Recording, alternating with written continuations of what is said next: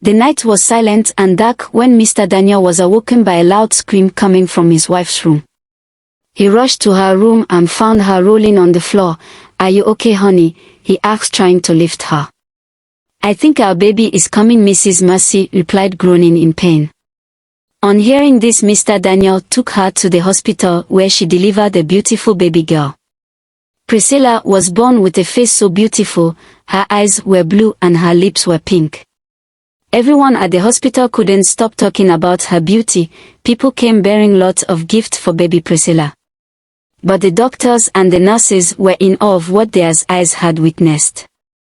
A nurse was trying to clean up baby Priscilla when she noticed Priscilla's lower part had transformed to a cat. She screamed, almost dropping Priscilla on the floor. Other doctors and nurses in the room were frightened at the sight. "What is this?" a nurse exclaimed. "This child is cursed," another nurse muttered. Mr. Daniel begged them not to say a word to anyone. They watched in awe as Priscilla transformed back to a full human. Mr. Daniel's family were discharged the following morning. Arriving home, they couldn't stop singing and dancing. "Our child is special and we are so blessed to have her, but I fear the curse she carries," Mrs. Mercy said to her husband. "We will raise and guide her the best way we can," her husband replied. As Priscilla grew, her parents realized they have to protect her from the world and the world from her. Her mother decided to homeschool her, keeping her from everyone. Priscilla was very intelligent and smart. She did things and read books children her age couldn't. She was a lonely child as she was not allowed to play outside or speak to other children. Priscilla had a secret, one she could never share with anyone. When the moon was full, or when she is upset, she could transform into any animal she imagined. A hawk, a cat, a lion, even a tiny gecko, and whoever gets her angry gets hurt or killed. She could save lives, but she was yet to learn to control her powers. When Priscilla turned 17, her parents decided it was time for her to go to university. On the day she was to leave for school, her parents had a heart-to-heart talk with her. "Priscilla dear, we have tried to keep you safe from the world. It is time for you to go out there and keep yourself safe. Please, my daughter, don't go out with anyone at night, don't take off your gloves for any reason, don't let anyone get you angry, and try your best to stay away from people. This will help you not to shapeshift."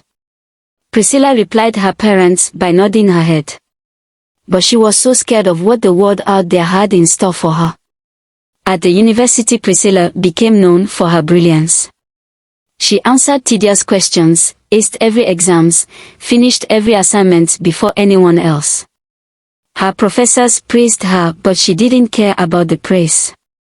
She just wanted to get through the day without shape-shifting.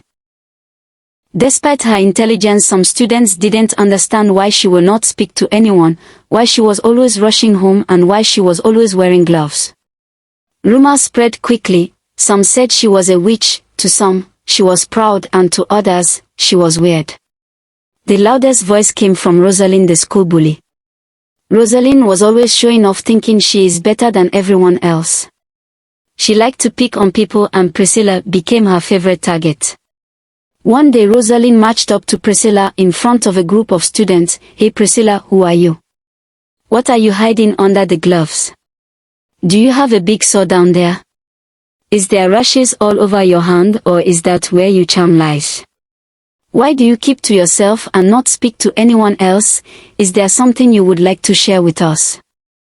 Rosalind sneered, pushing Priscilla. Other students giggled, waiting to see what Priscilla would do. Priscilla stood calmly, her eyes fixed on Rosalind. For a moment she didn't say anything, then finally replied, her voice calm and steady, "I am not hiding anything, I am normal just like you." "No, you are not," Rosalind replied. She tried everything to get Priscilla angry, but couldn't. She walked away, snapping her fingers. Rosalind taunted Priscilla every day, calling her a loser and a witch. The students would laugh behind them, but Priscilla ignored her. She knew the danger involved. She didn't want to kill anyone or risk her identity. But no matter how hard she tried to stay focused on her studies, Rosalind and her friends wouldn't leave her alone. One day Rosalind stopped Priscilla. "You are scared to mingle with us because you are a loser. If you are not hiding anything, I dare you to take off your gloves. Priscilla took a deep breath. She didn't want to hurt anyone, but she was tired of the constant bullying. She stepped closer to Rosalind and said, "You think I'm wearing gloves because I have sores? Well, you're wrong. I'm wearing these gloves to protect you all." The crowd fell silent. Rosalind's smile faltered, but she didn't back down. "I don't need your protection. Take off your gloves or admit you have sores." Priscilla's heart raced. She wanted to tell Rosalind the truth, to explain to her the gloves was what was helping her from transforming, but she knew Rosalind wouldn't believe her, so she turned away, refusing to give in to the bully demands. Days passed. Rosalind kept mocking her. "You are a witch." She nicknamed Priscilla, the girl with a big sore. Priscilla remained silent and focused on her studies. Some night Priscilla would lay on her bed thinking, "When will I ever have a true friend? When will I ever have someone to share this burden with? I hope I don't end up lonely and old." One morning Priscilla woke up feeling lively and hopeful. She left for school. While she was studying in class, a new student who had been transferred from another university walked in. He was so handsome and confident. All the girls liked him instantly. "Gosh, he is so handsome," Rosalind muttered. Priscilla looked at him for a second and quickly shifted her gaze. "He is handsome, I wish." She paused and mumbled, "I can't have friends, there's no point admiring." Promise said hello to everyone and walked to Priscilla. "Hello, beautiful," stretching forth his hand. Priscilla ignored him, and this irritated Rosalind. Why is he talking to her, and why is she feeling so important? This girl is cursed, Rosalind said. She quickly stepped forward and shook hands with him. He gave Rosalind a warm smile, and this made Rosalind's heart leap. She turned away his mind, she said. One sunny afternoon Priscilla was walking round the school when she heard a group of students talking about Promise, the new student. They talked about how kind, brave, handsome he was and how prominent his family was. This got Priscilla's attention because the Okeke's family she knows had been rival with her family, the Ndukas, for generations. No one even remembered how the feud began, but it was said to involve betrayal, lost treasure, and a long-forgotten curse. One night Priscilla was in her room. The moon was full. Priscilla decided to take off her gloves and examined her hand. While studying her hands, she heard a loud bang on her door. She was surprised because no one has ever been to her apartment. "Who's there?" she called. No one answered. She ignored and continued studying her hand. The bang came again, this time louder than before. Fear gripped her. She walked to the door and slowly opened but didn't see anyone. She was about closing the door when Mark, a student from her class, attacked her. While they were struggling, she transformed into a dog and bit Mark on the throat, rib and leg. Mark became frightened and weak, slowly reaching for a stick but was too weak. He finally collapsed, blood gushing out from his throat, rib and leg. Priscilla transformed into human. She saw Mark on floor. "Mark," she whispered, crawling towards him. "I'm sorry, Mark," she said, tears streaming down her cheeks. She was so scared and confused. She wore back her gloves. "Why did you do this? Why didn't you listen?" she cried. The noise attracted other students. When someone opened the door and saw Mark in his pool of blood, they screamed. Soon security arrived and saw Priscilla sitting beside Mark. "What happened here?" one of them asked, his voice stern. Priscilla's voice trembled as she replied, "I didn't wear my gloves and he attacked, that's all. I didn't mean to hurt him. I warned everyone but no one believed me." Mark was rushed to the hospital. He spent 3 days in coma and died. Priscilla and her parents were taken to the police station. After getting doctor's report and interviewing her parents, they concluded she was not a murderer since the doctor's report proved he was beaten by a dog. Priscilla was released 2 days after. As her parents held her tightly, she whispered, "I don't want to hurt anyone else. Maybe I shall just stay away from everyone forever." Priscilla, her mother said, sitting next to her, "You can't run and hide from everyone forever. I know you are scared, but you have to keep going. You've worked so hard to get here, you can't give up now." Priscilla looked down, feeling like everything was falling apart. "But Mom, it's so hard. People stare at me and they don't understand. What if I lose my temper, or what if someone took off my gloves and something bad happens again?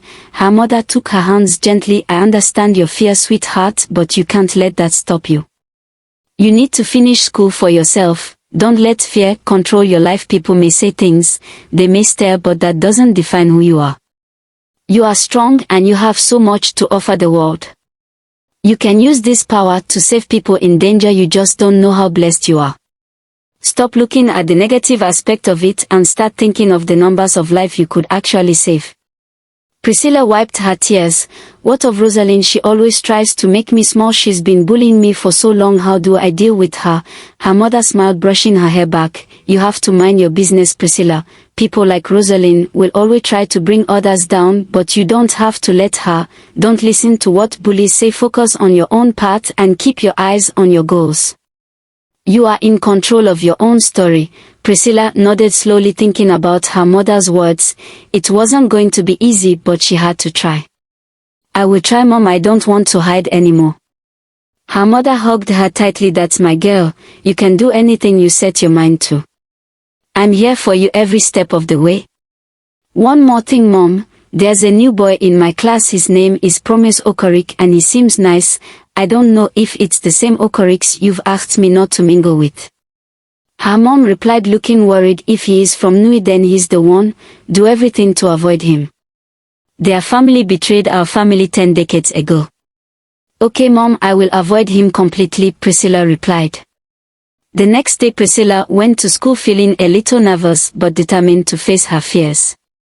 She had made up her mind to ignore the bullies and focus on her studies.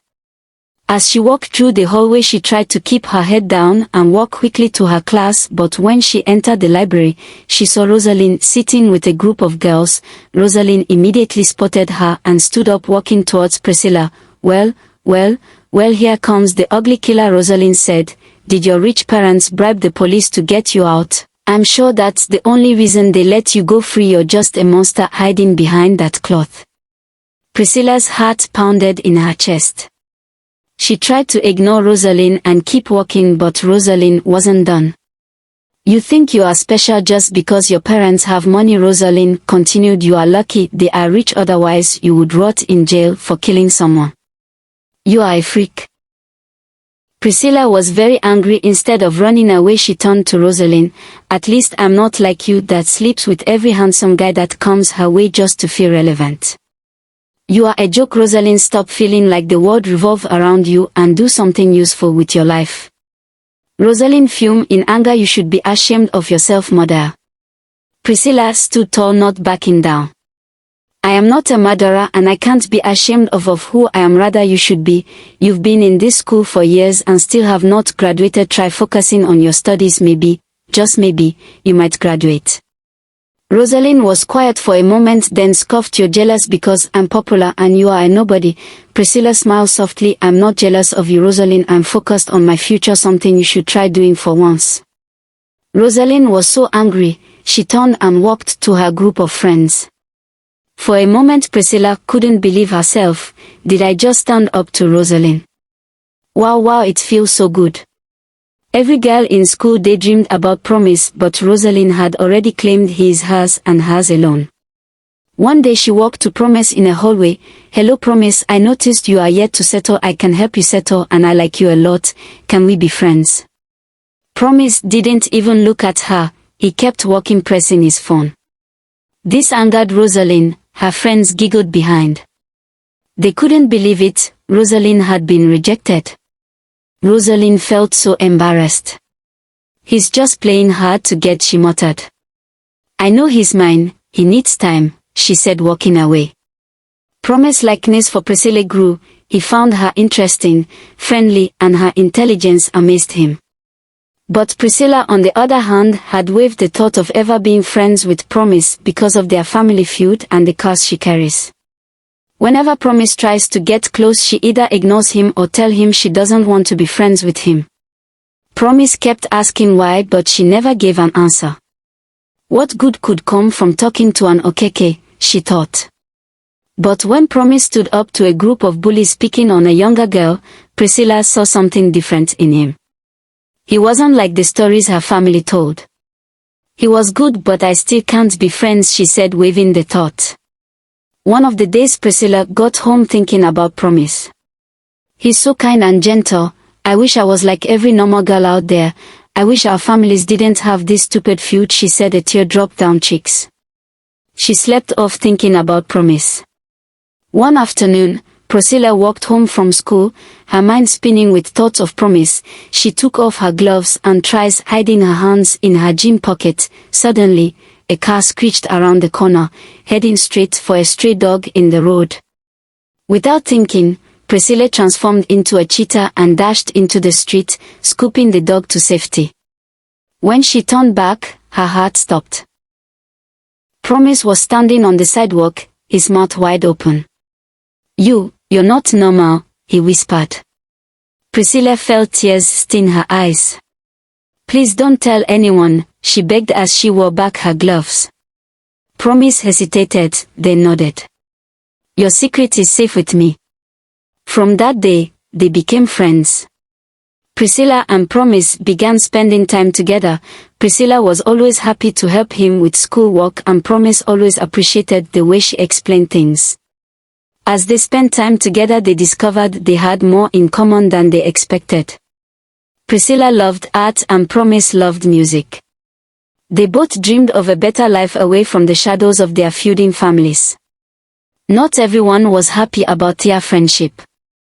Promise's friends didn't understand why he was interested in her, especially since she was a bit of an outsider in the school. They warned him to stay away from her, saying she wasn't the right person to be friends with, but Promise didn't listen to them. He likes Priscilla, and that was all that mattered to him. Their bond grew stronger, and this made Rosalind very furious and jealous. She couldn't believe that Promise, the handsome guy she had tried to win over, was now friends with the one person she hated most. Rosalind was so jealous that she stormed up to Priscilla. How dare you use your witch power to steal my man from me? Priscilla laughed hard, shaking her head. Who is your man? She asked. A guy who doesn't know you exist. Keep dreaming, Rosalind replied. You're just a pretentious fellow. Few weeks ago you accused me going after handsome guys, and today you're doing the exact thing you accused me of. Leave my man alone. Priscilla looked at Rosalind. I understand your pain, but you see, I and Promise, we are not dating, we are just friends. Rosalind pointed a finger at Priscilla. Liar. I will make sure you regret messing with me. Priscilla didn't flinch. Go ahead, Rosalind, she said with a shrug. I'm not afraid of you. You can't scare me. Priscilla traveled home for the weekend feeling proud of herself for standing up to Rosalind, but a part of her still felt uncertain about the future. She went straight to her room, dropped her bag, and went straight to the kitchen to meet her mother. Priscilla knew it was the right time to talk to her mother. She sat on the kitchen table. Her mother looked at her and smiled. Good to have you home, dear. How was school today? Priscilla sighed and began to tell her about her day. Mom, graduation is coming soon and I want to look my best that day. I want to wear nice makeup, beautiful dress, and take off my gloves. For once I want to feel normal as everyone else. Her mother's smile faded a little as she listened. I understand you, my child, but we've talked about this before, haven't we? Priscilla nodded. Yes, we have, but I feel like I can't keep hiding forever. I want to live a normal life. Her mother squeezed her hand gently. You remember what the prophet told us years ago, don't you? Priscilla felt a knot form in her stomach. She has always tried to push those words aside, but they always come back. Yes, Mom, the prophet said the curse will break when I find someone who truly loves me for who I am, not for anything else. That means I have to wait for someone to fall in love with me first, and I can't make anyone love me. I can't force it, but what if no one loves me? What if I end up lonely and miserable? Tears welling in eyes, but she tried to hold them back. Her mother hugged her. Don't cry, my love. These things can't be rushed. When the time is right, Mr. Right will come along. Until then, focus on your studies. Priscilla felt comforted by her mother's words, but a part of her was still troubled. Priscilla looked up at her mother.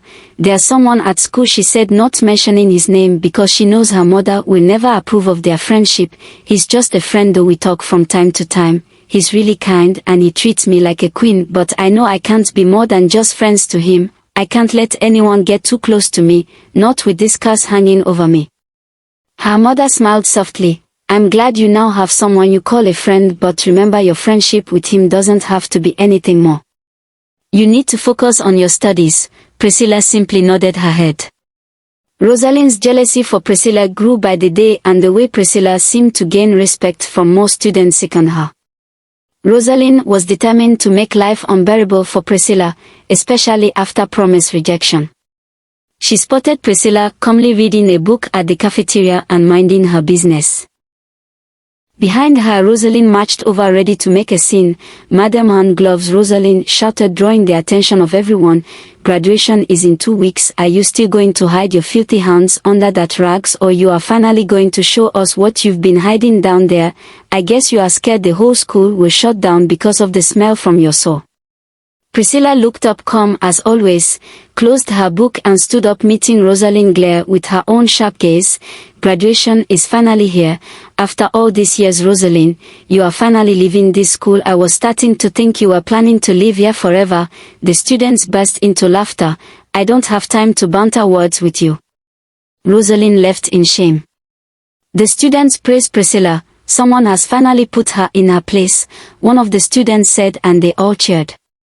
Rosalind approached Promise. I don't know why you are wasting time with that evil girl. You and I can be the hottest couple in school, don't you see? Promise sighed. Rosalind, can you stop embarrassing yourself? I don't like you and I never will. You're always chasing after boys causing drama. It's pathetic. The words hit Rosalind like a slap. She stood there trying to process the insults. Students overheard everything and began whispering to themselves. Rosalind for once didn't have a comeback. She turned and stormed off with humiliation. Later that evening, Promise decided to tell Priscilla how he truly felt. He went to her room. Priscilla, he said, sitting next to her. She turned to him confused. What's wrong?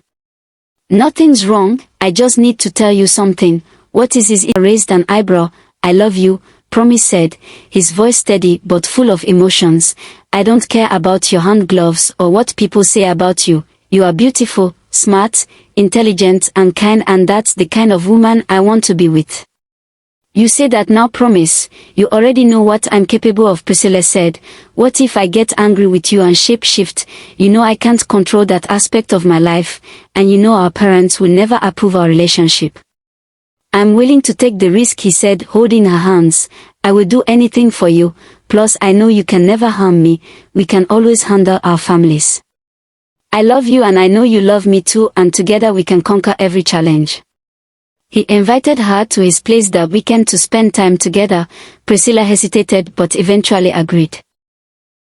When she got to Promise's apartment, they talked for hours, shared stories, laughed and grew even closer as the evening went on. Promise leaned over and kissed her gently. For the first time, Priscilla felt special and cared for. She let herself relax and enjoyed the moment. Promise took her gloves and stared into eyes. Accidentally, Promise hit her flower vase beside the bed and it shattered on the floor. Priscilla was frightened. She stood up but didn't shape-shift. She looked at Promise. What just happened? She asked, and Promise immediately began to apologize. I'm sorry for breaking your flower vase. Priscilla held his hand. Stop apologizing, Promise. It's not about the flower vase. Now take a look. I'm not wearing my gloves. I got frightened by the sound of the broken vase and I didn't transform. Could it be the curse is broken? Priscilla pulled away from Promise, tears dropping from her eyes. She stared at him in disbelief. I told you I love and now we can be together. You have nothing to worry about anymore. The curse is broken, Promise said. Priscilla couldn't believe it. She hugged Promise tightly, still crying, but this time it was tears of joy. That weekend she went home and told her mother everything. Mom, she said, he took off my gloves. Something happened that frightened me and I didn't transform. God has answered our prayers. I have waited so long for this day to come, her mother said, smiling. She rushed to her husband's room to share the good news with him. The next day Priscilla went to school with a new level of confidence. For the first time she walked in without wearing gloves. As she stepped in, heads turned. She is so beautiful, someone said, so she doesn't have sore. Another said. Rosalind froze when she saw her. So what then have you been hiding? She said to Priscilla. Well, maybe you should learn to mind your business and not be judgmental," Priscilla said, walking away. For the first time in her life, Priscilla felt extremely happy. Priscilla and Promise began to discuss about their graduation ceremony. "I don't want our parents to know we are together yet until we figure out how to settle this feud between our families. I would suggest we don't get close to each other on that day," Priscilla said. "I'm perfectly fine with your decision. I pray our families will get to accept us together when we're finally ready to tell them." Watch out for part 2. Dear viewers, what did you learn from this dramatic tale? We'd love to hear your thoughts in the comment section. If you enjoyed every bit of our story, hit that subscription button, share with friends, and don't forget to turn on the notification bell. Thank you for watching.